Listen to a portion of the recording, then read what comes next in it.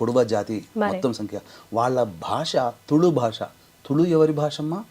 మనకు శ్రీకృష్ణదేవరాయలు వారి ఆస్థాన భాష తుళు. ఆయన తుళు భాషకు సంబంధించిన వాడు.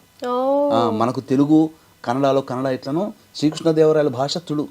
ఆమె భాష కూడా మదర్ టంగ్ కూడా తుళు. విశేషం ఏంటంటే బ్రహ్మగిరి కొండల్లో అగస్త్య మహాముని కావేరి నదిని కమండలంలో పట్టి బంధించి తీసుకొని పోతుంటాడు. ఇది నచ్చనటువంటి విఘ్నేశ్వరుడు విశ్రమించే, అంటే అగస్త్య మహాముని విశ్రమించే సమయంలో నచ్చనటువంటి విఘ్నేశ్వరుడు కాకి రూపంలో వచ్చి ఆ కమండలాన్ని తన్నేస్తాడు.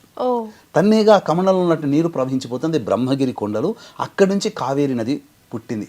అందుకనే ఈ యొక్క కొడువ జాతికి సంబంధించినటువంటి మందన్న వాళ్ళ ఫ్యామిలీలలో ఈ యొక్క కావేరి నదిని, ఆ నది దేవతను పూజిస్తారు. ఇప్పటికీ కూడా వాళ్ళ ఇంట్లో కావేరి మా వాళ్ళ ఇంట్లో ఆడపిల్లలకి కావేరిని పెట్టుకుంటారు.